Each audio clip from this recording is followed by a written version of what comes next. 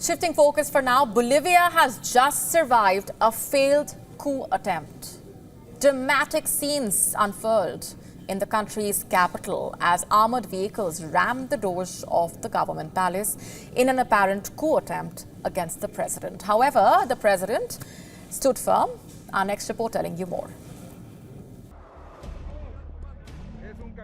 In the wee hours of Wednesday, June 26th, around 2:20 a.m. local time, armored vehicles rammed into the doors of Bolivia's government palace as a top government official warned of a coup attempt. President Luis Arce cautioned that irregular deployment of troops was taking place in the capital. General Commander of the Army, Juan José Zuniga, was leading an attempted coup. To the Bolivian people and the entire international community, the country today is facing an attempted coup d'etat. Today, the country once again faces interests so that democracy in Bolivia is ruined. With bangs echoing behind him, Zuniga said the army was trying to restore democracy and free Bolivia's political prisoners. However, he did not explicitly say he's leading a coup. Shortly after the announcement, leadership of Bolivia's largest labor union condemned what it calls an attempted coup d'etat. It also declared an indefinite strike of social and labor organizations in La Paz in the government's defense. Barely 30 minutes after the initial scare, President Arce announced new heads of the Army, the Navy and the Air Force. It included the position of the Army General Commander, Juan José Zuniga, who led the rebellion.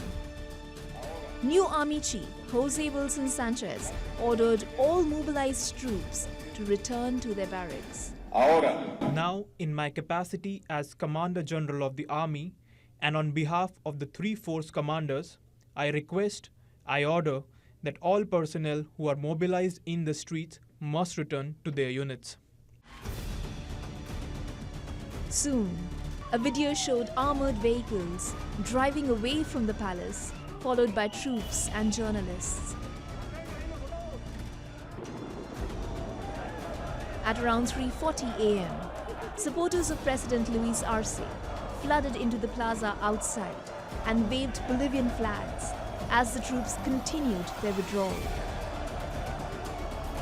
Arce said the day had been atypical in the life of a country that wants democracy. He went on to decry what he termed an attempted coup by troops who are staining the uniform and praised those troops who obeyed the constitution.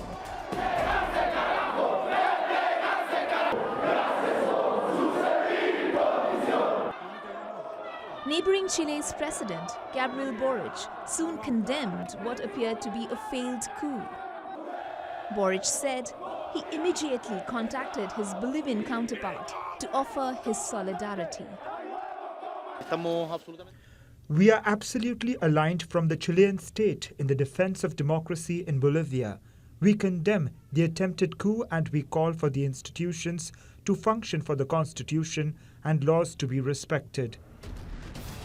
EU President Ursula von der Leyen also expressed the European bloc's strong support for the constitutional order and the rule of law in Bolivia. Many other world leaders issued statements and flooded social media site X with solidarity messages from Bolivia's government. Shortly afterwards, President Arce addressed supporters who gathered in Plaza Murillo outside the governmental palace following the apparent failed coup attempt. Many thanks to the Bolivian people, Arce said. They wanted to surprise us and the Bolivian people. We have reacted and also the people have mobilized against this coup attempt. Thanks to the Bolivian people.